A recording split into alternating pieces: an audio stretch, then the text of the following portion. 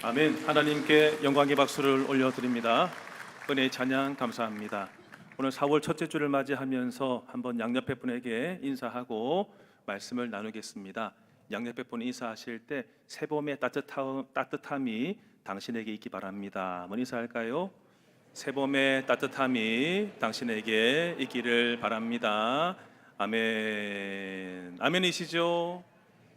가족들끼리만 인사하지 마시고 옆에 혹시 다른 분에게도 따뜻하게 인사를 남겨주시면 감사하겠네요. 여러분들은 인생을 살아가면서 어떤 큰 일들을 겪어보셨나요? 대학이든 아니면 직장이든 합격을 했거나 취업을 했거나, 그리고 뭔가를 큰 미션을 이뤄냈을 때, 성과가 있을 때 어떻게 하셨나요? 혹은 수술을 받고는, 또 사랑했던 가족을 잃어버리고는, 내 삶에 큰 실패를 만나고는 여러분들은 무엇을 해보셨나요? 저는 온양삼일교회를 생각하면 2018년도 초에 한 목사님에게서 연락이 왔습니다. 온양삼일교회에서 담임 목사 청빙 공고가 났는데 기도해보고 생각이 있으면 한번 넣어보라 라고 해서, 저는 이제 하나님이 보내시면 갑니다라고 하는 마음으로 이제 부교육자 시절을 보내고 준비를 해왔지만, 나름 지역은 생각해뒀어요. 내가 담임을 하면 서울, 경기, 아니면 내가 태어난 부산, 이 정도 세 군데 정도를 보고 기도하고 이제 자리가 나면 가겠다라는 마음을 가지고 있었는데, 갑자기 충청권에 났대요. 한 번도 안 와본 충청권에. 기도해봐라 하면서 전화 끊을 그 즈음에 하는 말이 뭐냐면, 좋은 교회다. 이 좋은 교회다가 계속 귓가에 맴돌아서, 아내하고 이제 저희가 그때 가정예배 쭉 드리고 있었거든요.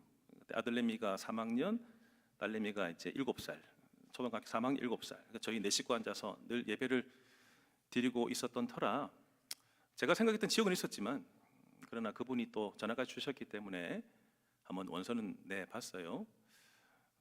보통 담임 목사님, 저희 선배 목사님들 보니까 원서 내고는 한 2, 3년 정도 씨루다가 2, 3년 정도 이제 계속 교회를 다니다가 결정이 됩니다. 그래서 내가 43이었으니까 43세 내면은 다 45, 6 좀 나가겠다 싶어서 그 전화를 받고 제가 원서를 냈지요. 근데 감사하게도 서류가 통과됐는지 면접을 보러 오래요. 면접을. 예.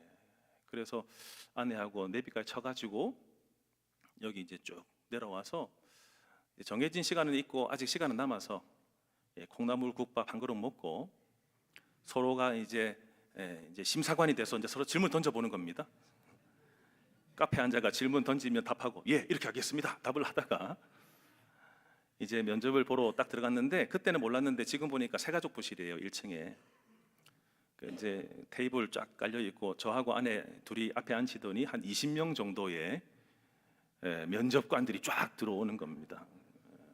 그래서 아주 그냥 무거운 분위기 속에서, 처음에 시작할 때는 그냥 부드럽게 얘기하시더니 나중에 본격적으로 질문 들어가니까 눈에 막 빛이 막 나면서 질문을 막 해대시는데, 이제 막 압박 질문이 들어가게 되면서 저도 얼마나 좀 긴장도 하고 당황을 했는지 바들바들 막 떨면서, 막 볼펜질하는데 떨면서 답을 했던 기억이 나고, 나중에는 막 했더니, 아니 목사님 그거 말고요 라고 막 하는데, 갑자기 시커멓게 얼굴이 벌개지면서 뭐라고 답해야 되나 해서 이제 한 2시간 하여튼 그렇게 면접을 본 이후에 이제 아내하고 이제 올라갑니다. 차 타고 올라가는데 거의 면접을 보면서 긴장했다 딱 풀리는데, 감사하게도 이제 올라갈 때 차비를 주셔가지고 아내가 올라가면서 그렇게 서로 위로했어요.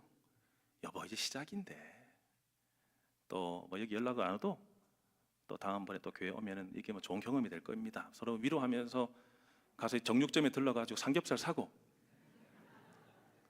집에 가서 이제 맛있게 애들하고, 왜냐면 가정예배 드리면서 애들이 기도했으니까 같이 구워 먹고, 아버지 이번에는 어려울 것 같다, 다음에 열심히 할게 하고 가정예배를 드렸어요. 근데 전화가 왔습니다. 목사님 설교자에 뽑혔으니까 설교하러 오시라. 그래서 제가 1번이었어요. 1번 로마서 8장 본문도 3개 주어 주셔가지고 제가 로마서 8장 하겠습니다 하고 이제 설교를 하고 올라갔습니다. 누가 될게요?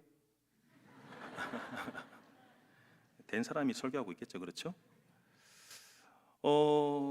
큰 일을 겪고 나서 우리는 서로 격려했고 삼겹살을 사서 애들하고 구워 먹었고 저녁에 가정 예배를 드렸습니다.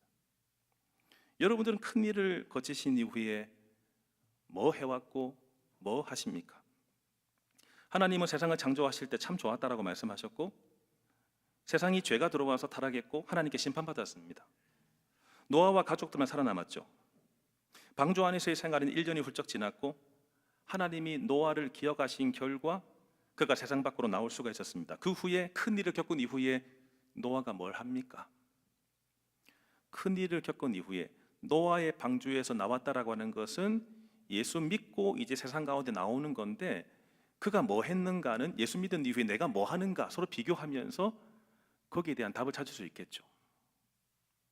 13절 14절 말씀 보시면 노아가 601세 되던 해 1월 1일에 물이 말랐고 노아가 배의 뚜껑을 열어서 이를 확인했고 2월 27일에 물이 완전히 말랐습니다. 홍수가 시작된 지 370일 지났고 방주가 아라랏산에 걸린 지 220일이 지나서 비로소 물이 이제 감했고 마르게 되었습니다. 그런데 여러분 이 14절부터 15, 16절 이어지는 내용을 보시면은 노아가 가만히 있습니다. 비록 짧은 한 절 한 절 사이이지만 이 행간이 얼마나 됐는지 모르겠지만 지금 비둘기를 보내면서 물이 말랐음을 알았고 뚜껑 열어서 보았고 완전히 말랐음을 알았지만 노아는 기다렸습니다. 참 기나긴 나날을 배에서 보냈기 때문에 물이 빠진 것만 확인한다면 속히 나가고 싶었겠죠. 여러분 뭐 비행기를 타도 뭐 몇 시간 탈 수 있습니까? 배를 타도 뭐 몇 시간 탑니까? 지금 1년이 이상 되는 시간 가운데 배에만 있었습니다. 그러니까 말라버렸을 때 얼마나 나가고 싶었을까요? 그런데 노아는 섣불리 나가려고 하지 않았습니다. 하나님의 명령을 기다렸습니다. 방주에 들어갈 때에도 하나님 말씀하셨고 그 이후부터 오늘 본문인 여러분 15절 하나님 말씀하실 때까지 한마디도 안 하셨습니다. 들어가라 하신 이후에 말씀은 안 하시는 거죠. 기다렸습니다. 그렇죠. 그리고 비둘기를 통해 상황은 알아봤습니다. 그렇지만 물이 말라도 나가지 않았습니다. 이제 하나님께서 15절에 말씀하실 때 15절 16절 이하에 보시면은 나오라라고 할 때 이제 노아가 방주 바깥으로 나가게 되었습니다. 여러분들은 이럴 수 있겠습니까? 우리는 내가 하고 싶은 게 있으면 빨리 해버리고 말죠. 그렇죠? 계속 거기에 이끌립니다. 계속 신경 쓰입니다. 그리고 갖가지 당위성을 내세워서 나는 해야 된다. 나름 자기 논리를 가지고 그 일을 해버리고 맙니다. 근데 노아는 기다렸습니다. 노아는 어떤 사람이었다고 창세기 기록했죠? 그는 의인이었고 완전한 자였고 하나님과 동행하던 자였다. 여기서 드러납니다. 하나님과 동행하는가 동행하지 않는가에 따라서 내가 할 수가 있고 아니면 하나님과 동행하는 사람은 그 뜻을 기다립니다. 여러분 이 찬양 아시죠? 주님의 시간에. 이 찬양 아시죠? 주님의 시간에 누구 뜻 이루어진다고요? 그의 뜻이 이루어지니 기다려. 하루하루 살 동안 주님 인도하시니 주 뜻 이룰 때까지 어떻게 하라고요? 기다려. 2절에 보시면 기다려 그때를 그의 뜻 이루어지리 기다려. 주의 뜻 이루어질 때 우리들의 모든 것 아름답게 변하리 기다려. 노아는 주님의 때를 기다렸습니다. 그는 하나님과 동행했던 사람, 자기 판단이나 자기 계획대로 움직이는 사람이 아니었습니다. 하나님의 인도에 따라서 살아갔던 사람이죠. 하나님의 인도를 따라 살아가는 사람들은 이런 특징이 있습니다. 하나님과 인격적인 관계를 맺고 있습니다. 주일날만 나와서 주님 찬양하는 것이 아니라 월요일부터 토요일까지 주일 나올 때까지도 주님과 동행하는 삶, 인격적인 관계를 맺어 나갑니다. 수시로 말씀과 기도와 찬양을 통하여 하나님의 뜻을 알고 내 마음을 올려드리고 늘 주님의 눈앞에 있으려고 애쓰는, 부단히도 애쓰는 사람이 주님과 동행하는 사람의 특징입니다. 이런 사람들은 날마다 하나님의 임재를 의식합니다. 주님 계시지요? 그 의식, 주님을 늘 임재를 의식하고 말씀과 기도 중심으로 살아가고 하나님이 명하시면 순종함으로 인하여 동행하는 자라고 하는 이 삶을 입증합니다. 하나님의 뜻에 순종하고 매일 삶 속에 하나님을 의지합니다. 한숨이 아니라 한숨이 나올 때가 돼도 주여 라고 하며 주님을 찾습니다. 이게 하나님이 말씀하시고 동행하시는 사람의 특징입니다.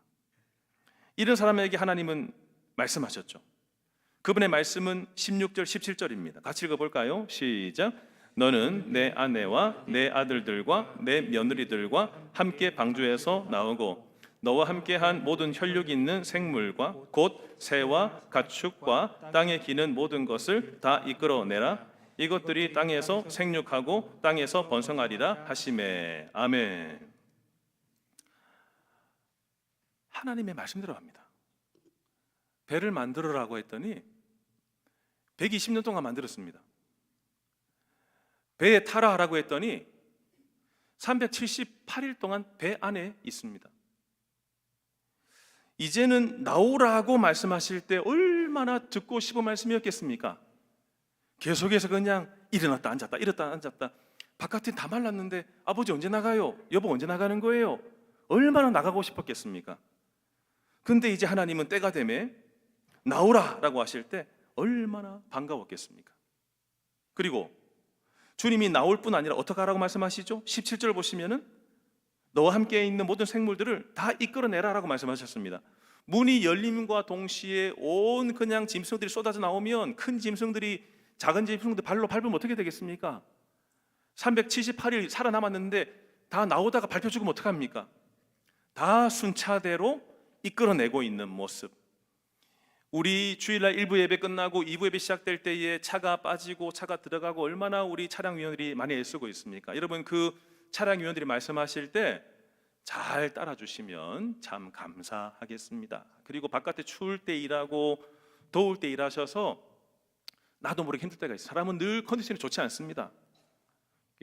컨디션이 안 좋지만 참고 주님 사랑하는 마음으로 섬기시는 분들이기 때문에 혹시 이분들이 조금 그런 의도는 없겠지만 조금 인상 써 보인다라고 해도 아이고 힘드시지라고 하면 여러분들이 좀 잘 품어주셨으면 좋겠습니다.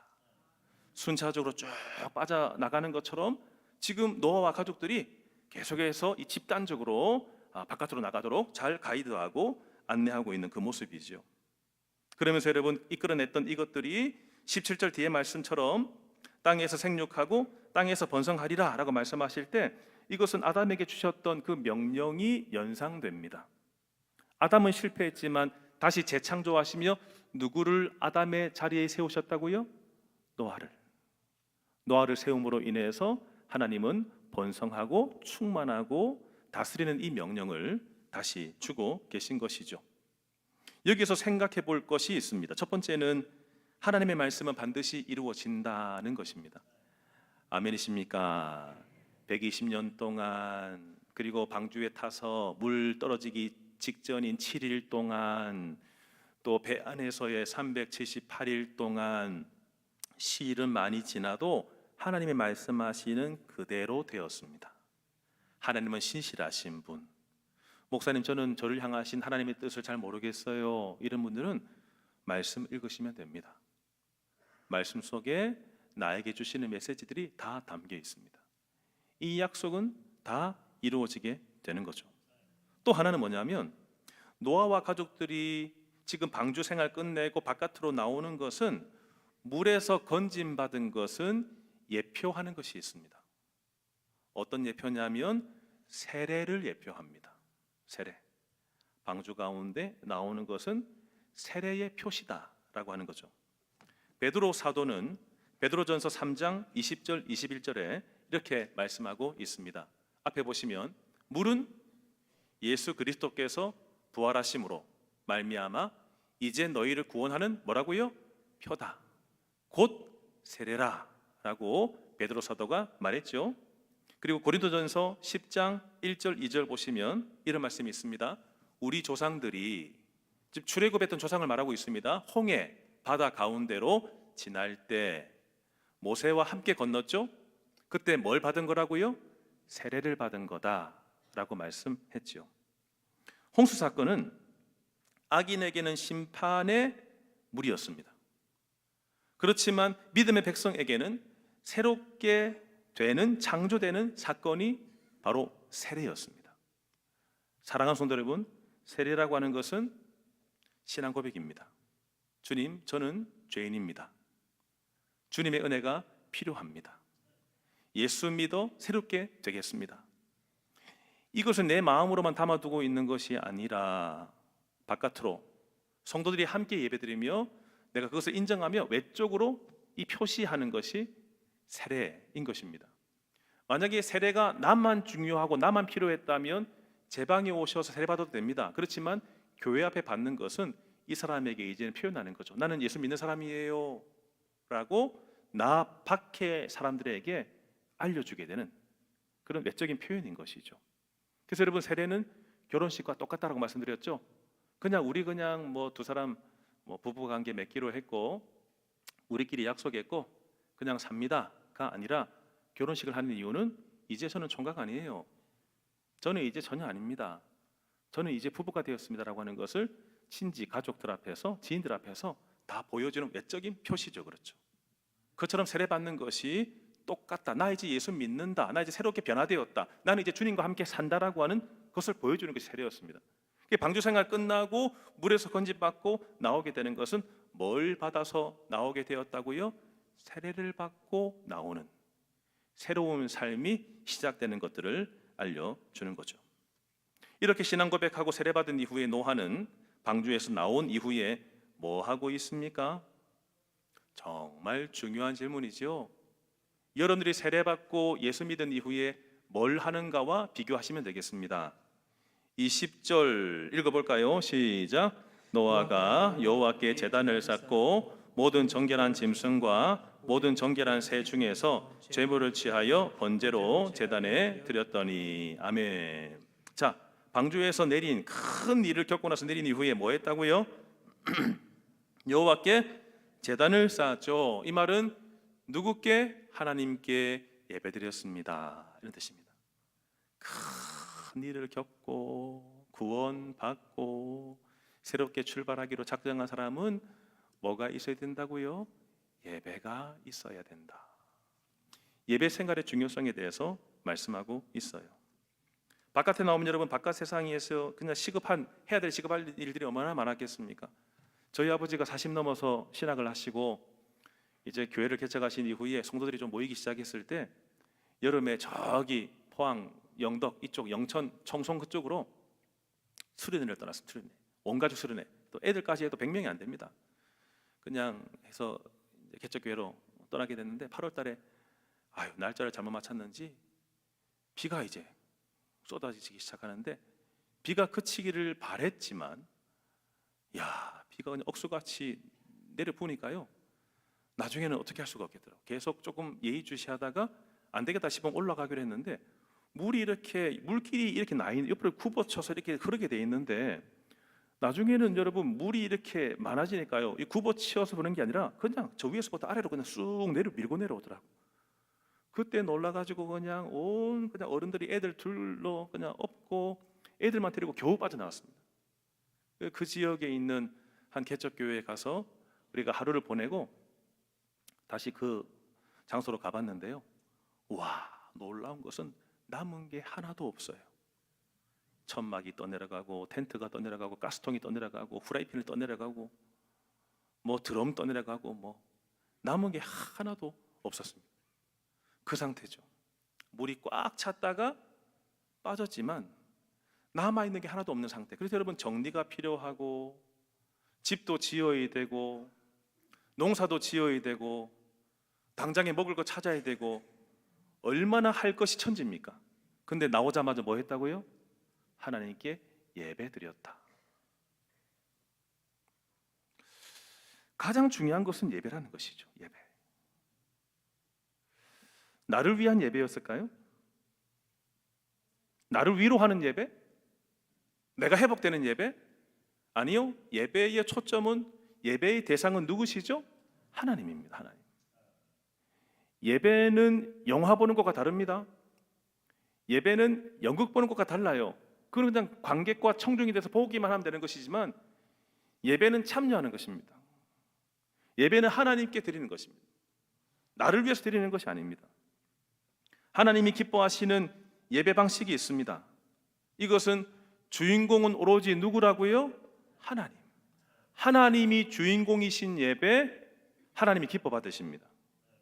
진리의 말씀 안에서 드려지는 예배, 하나님이 너무나 기뻐하십니다. 왜냐하면 주님의 뜻이 세상 가운데 선포되니까요. 영으로 드리는 예배, 몸만 나와서 앉아 있는 것이 아니라 진심을 다해서 하나님께 드리는 것, 하나님 이것을 기뻐하십니다.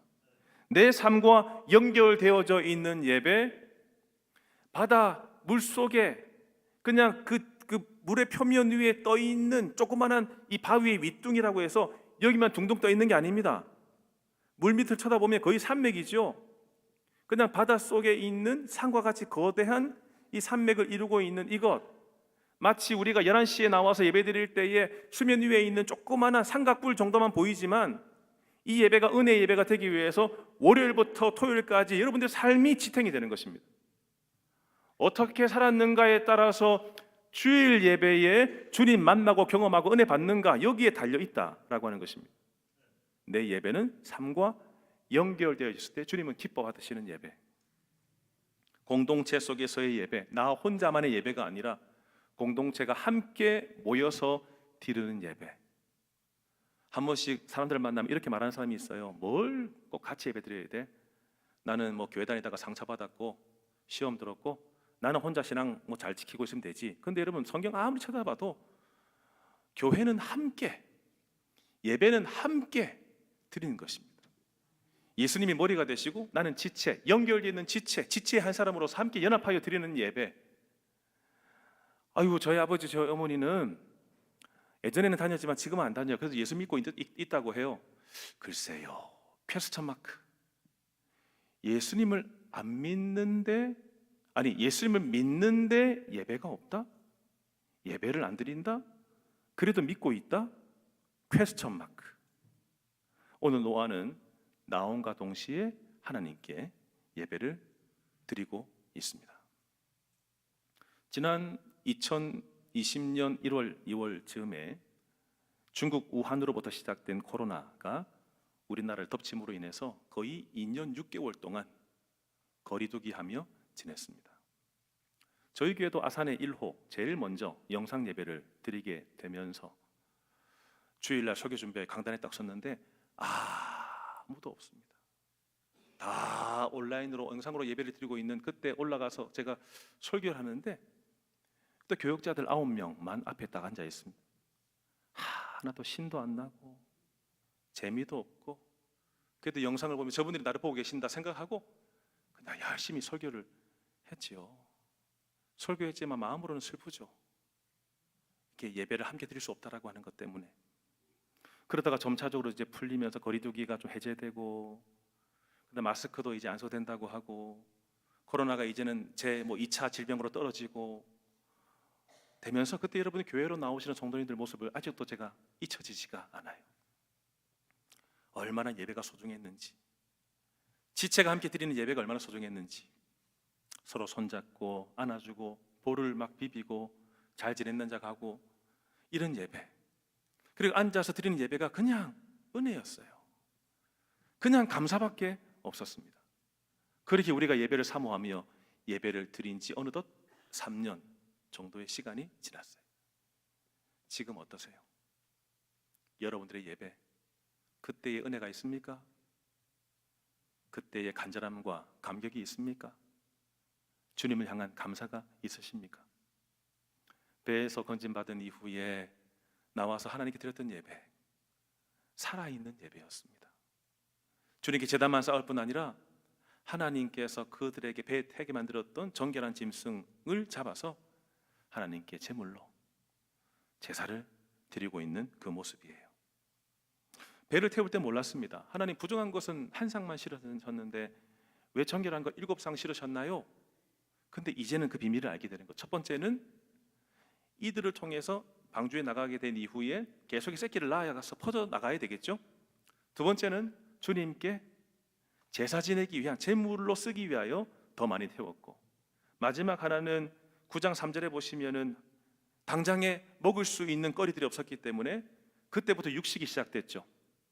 잡아먹을 수 있도록 허락을 해주시는, 더 많이 실었던 그 이유가 자손이 그 새끼가 뻗어져 나가는 것, 주님께 제물로 드리는 것, 함께 먹으라고 하는, 여기에서 우리 하나님께서 참 세밀하게 섬세하게 계획하시고 이루시고 그 백성들 돌보시는 그 모습을 볼 수 있습니다. 이렇게 하나님께 행함으로 제단을 쌓고 제물을 드리는 그 예물을 드렸을 때 하나님은 응답하셨죠. 여러분 21절 읽어볼까요? 시작. 여호와께서 그 향기를 받으시고 그 중심에 이르시되 내가 다시는 사람으로 말미암아 땅을 저주하지 아니하리니 이는 사람의 마음이 계획하는 바가 어려서부터 악함이라. 내가 전에 행한 것 같이 모든 생물을 다시 멸하지 아니하리니. 아멘. 여러분 여호와께서 뭘 받으셨어요? 향기를 받으셨죠. 우리가 예배드릴 때 이 예배가 주님께 뭐가 된다고요? 향기가 되어 올라간다, 분명히 말씀하고 있는 거죠. 근데 그 향기를 받으신 이후에 하나님의 결단이 나와요. 하나님 뭐라고 결단하시죠? 내가 다시는 사람으로 말미암아 땅을 저주하지 않겠다. 21절 뒤에 보시면 다시는 이 모든 생물을 멸하지 않겠다, 이렇게 말씀하셨습니다. 그럼 여러분 이것은 하나님의 의지를 담고 있지만 하나님의 후회도 있었을까요? 아이고 내가 괜히 물을 보내가지고 내가 잔인했지, 이런 마음이 있으셨을까요? 아니면 내가 다시는 멸하지 않을 거다라고 해서 진짜 이제 이후에는 하나님의 징벌, 재앙, 심판 이런 것이 이제 아예 없을 거다, 이런 의미실까요? 먼저는 여러분 멸하지 않겠다라고 하는 것은 여기에 이 근거를 두고 하신 말씀입니다. 21절 중간 말씀 다시 보시면 내가 다시는 사람으로 말미암아 땅을 저주하지 아니하리니. 왜냐하면 왜 저주하지 않는다고요? 사람의 마음이 계획하는 바가 어려서부터 악함이라. 하나님은 뭐 하셨습니까? 사람의 본성이 죄인임을 잊지 않으셨습니다. 죄를 보고 심판했더니 다음에는 나만 아는 것들이 없었던 거죠. 노아의 후손들도 나중에 또 죄 짓습니다. 그때마다 또 물 보내시면 세상은 남아있는 일이 하나도 없을 것입니다. 그렇기 때문에 하나님은 내가 이들이 악한 것을 내가 알기 때문에 그때마다 예전에 보냈던 온 우주적인 심판은 하지 않겠다. 물론 개별적인 심판은 있습니다. 그리고 이후에 마태복음 24장, 그리고 마가복음 13장, 누가복음 21장, 그리고 요한계시록, 부지기수로 하나님의 불심판이 예고되어 있습니다. 그러니까 주님 다시 오시기 직전에 불심판이 있을 것인데, 물심판 이후에 똑같은 물심판은 없지만 마지막에는 불심판이 있을 거지만 그 사이에는 개별적인 징벌과 개별적인 심판이 있을 것이다. 이런 차원에서 내가 그들을 땅에서 저주하지 않겠다, 이 말씀들을 하고 계신다라고 하는 것입니다. 그리고 하나님이 이렇게 말씀하신 이후에 두 번째 응답까지 주시죠. 두 번째 응답은 여러분 22절인데요. 함께 읽겠습니다. 시작. 땅이 있을 동안에는 심음과 거둠과 추위와 더위와 여름과 겨울과 낮과 밤이 쉬지 아니하리라. 아멘. 하나님은 대홍수로 인해서 망가져버린 이 세상을 다시 하나님은 회복시키시며 그 계절이 순환되게 하셨습니다. 그냥 봄 이후에는 여름이지, 여름 이후에는 가을이고, 가을 이후로는 겨울이지, 아유 추위가 갔으니까 이제 봄이 또 왔네, 여러분 자연스럽게 생각하시면 안 되고, 하나님과 노아 사이에 약속이라는 약속, 하나님의 이 약속 때문에 우리에게 추위를 밀어내시면서 우리에게 봄을 주신 것입니다. 지금이 얼마나 좋은 시기입니까? 그렇죠? 벚꽃도 피기 시작하고 개나리도 활짝 펴가지고 안녕, 우리 볼 때마다 그냥 안녕, 나무들마다 막 순이 막 돋아오르고 바람이 칠 때마다 얼마나 예쁩니까? 이것이 하나님의 긍휼히 여기심, 하나님의 약속, 세상이 끝날 때까지 이것이 계속 순환되게 하시겠다는 약속을 지금도 신실하게 지키시는 그 하나님, 그 하나님이 우리 하나님이신 줄로 믿습니다. 자연 만물을 바라보실 때마다 하나님은 신실하시지, 하나님은 참 사랑이 많으셔, 이것을 되새기시기를 축복합니다. 성도 여러분, 온 세상을 멸하셨던 그 물심판, 이제는 거치고 노아의 방주문이 열렸습니다. 하나님의 약속에 따른 결과였습니다. 하나님은 말씀하시면 그 약속을 성취하십니다. 방주에서 나올 때에 노아와 가족들은 물로 세례를 받고 세상에 나오게 된 것입니다. 이제는 고린도서 말씀처럼 새로운 피조물이 되어서 예수 믿은 이후에 성령께서 임하셔서 거듭나게 된, 의롭게 된 새로운 피조물이 되어서 세상 가운데 나오게 되는 것입니다. 그때 구원받은 사람이 반드시 있어야 될 것이 뭐라고요? 가장 첫 출발과 함께 가장 소중한 것이 뭐라고요? 예배. 아유, 목사님 일정이 있어서, 목사님 바빠서, 급해서, 그럼에도 불구하고 우리의 우선순위에서 뭐가 밀리면 안 된다고요? 예배가 밀리면 안 된다. 예배가 가장 소중하다. 나의 우선순위는 예배입니까? 예배는 나의 우선순위에서 어느 지점쯤 있습니까? 예배 드리는 것은 하나님이 나의 주권자이십니다. 하나님이 나를 다스리십니다. 이 인식에서 시작되는 것이 예배인 것이죠. 여러분들이 나 홀로 드리는 예배, 아니면 예배도 없으면서 난 예수 믿지 뭐가 아니라 예배가 회복되시고, 또한 더불어서 어떤 일이 생겨도 가장 우선순위가 뭐라고요? 예배. 예배가 되어야 한다. 그러니 여러분, 이 방주 안에 들어가서 살아가는 것은 이런 표징이죠. 야, 다 망하는데 나는 살았네. 방주 안에 들어가는 것은 구원받은 자의 삶을 보여주는 것이고, 그렇지만 방주 안에만 있었던 것이 아니라 378일이 지난 이후에 방주 뚜껑이 딱 열리면서 세상으로 나오게 됐죠. 이제는 구원의 완성을 이루어 나가야 되는데, 구원의 완성은 뭐를 통해서 구원이 완성된다고요? 예배를 통하여, 예배 생활을 통하여. 여러분들이 하나님께 예배드림, 그분을 기억하는 것, 예배를 통해서 주님 만나 성장과 성숙의 삶이 있기를 주님의 이름으로 축복합니다. 헬렌 켈러라는 여성을 아시죠? 헬렌 켈러. 이 사람은요, 삼중고를 겪었습니다. 눈으로 볼 수 없습니다. 귀로도 들리지 않습니다. 입으로도 말할 수 없습니다.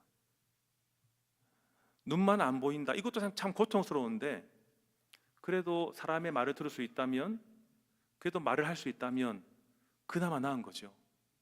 근데 이 사람은 세 가지 다 안 돼요. 그래서 이 사람이 글을 하나 썼는데, 3일 동안만 볼 수 있다면, 여러분 3일 동안만, 우리는 월, 화, 수 볼 겁니다. 그렇죠? 그러니까 여러분, 우리는 보니까 이 간절함을 모르는데 태어나면서부터 그냥 아무것도 못해요. 그래서 3일 동안 볼 수 있다면, 그래서 그 이후에 글을 이렇게 썼습니다. 만약 내가 사흘간 볼 수 있다면, 첫날에는 내가 그동안 보고 싶었던 사람들을 볼 것이다. 제일 먼저 나를 가르쳐준 설리번 선생님을 찾아가 그분의 얼굴을 뚫어져라 쳐다볼 것이다. 그리고 사랑하는 친구들을 만나 그들의 아름다운 모습을 마음속에 깊이 새겨둘 것이다. 오후가 되면 나는 오랫동안 숲속을 산책하고, 해질 무렵에는 노을이 지는 강변에 서서 아름다운 황금빛 저녁 노을을 눈이 아프도록 바라볼 것이다. 첫째 날이 마무리됐죠. 둘째 날엔 새벽에 일찍 일어나 밤이 아침으로 바뀌는 가슴 떨리는 기적을 바라볼 것이다. 찬란하고 웅대한 빛의 파노라마와 함께 태양이 잠자고 있는 지구를 깨우는 광경을 바라볼 것이다. 그리고 나는 박물관으로 달려갈 거다. 거대한 공룡과 맘모스의 화석들, 그동안 손의 감각으로만 알고 있었던 조각상들의 율동적인 아름다움도 직접 볼 것이다. 그리고 저녁에는 보석 같은 밤하늘의 별들을 볼 것이다. 둘째 날이 마무리됐습니다. 마지막 주어져 있는 셋째 날, 주어진다면 소망을 담고 있는 겁니다. 셋째 날엔 아침 일찍 큰 길로 나가 많은 사람이 오가는 평범한 거리의 벤치에 앉아 시간을 보낼 것이다. 그냥 앉아서 정신없이 바쁘게 오가는 사람들을 하염없이 바라볼 것이다. 눈을 크게 뜨고 사람들이 살아가는 모습을 내 눈에 담아둘 작정이다. 내가 볼 수 있는 셋째 날이 저물어 가고 있다. 이 마지막 날 저녁에 극장으로 달려가서 재미있는 연극을 보고 싶다. 그리고 돌아오는 길에 화려한 밤의 네온 사인과 쇼윈도우의 상품들을 구경할 거다. 그리고 마지막 남은 한 문장입니다. 셋째 날 한밤중이 되면 조용히 무릎을 꿇고 사흘간 눈을 뜨게 해주신 하나님께 감사 기도를 드리고 싶다. 예배죠, 예배. 그의 간절한 마음을 담되 하나님께 예배, 마무리 즈음에도 주님께 감사하고 있는 이 내용들. 방주에서 나온 이들도 하나님께 예배. 이 시대를 살아가는 우리에게 있어서 무엇과도 바꿀 수 없는 내 인생에서 조금만 생각해 보면, 그냥 가볍게 생각하면 중요한 것 요소들이 너무 많은데 조금만 더 들어가 생각해 보면 진짜 소중한 것이 뭔가 생각해 보신다면 성령 하나님께서 여러분들에게 분명히 깨달음을 주실 줄로 믿습니다. 그것은 예배, 예배자의 삶인 거죠. 이를 알기에 배에서 내려서 하나님께 예배했던 노아처럼 우리도 예배를 통해서 하나님을 전심으로 예배하는 예배자가 되기를 바랍니다.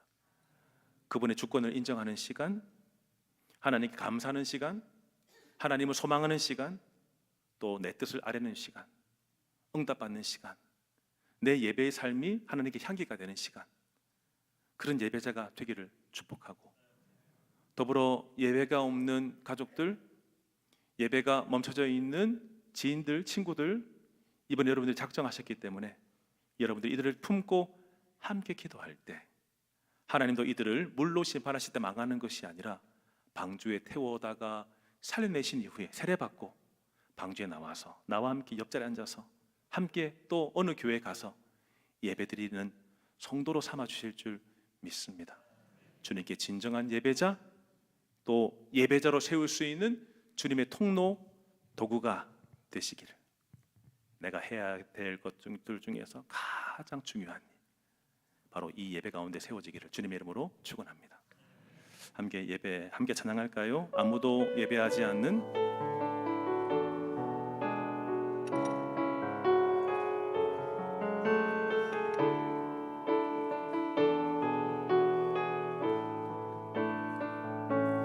아무도 예배하지 않는 그곳에서 주를 예배하리라. 아무도 찬양하지 않는 그곳에서 나 주를 찬양하리라.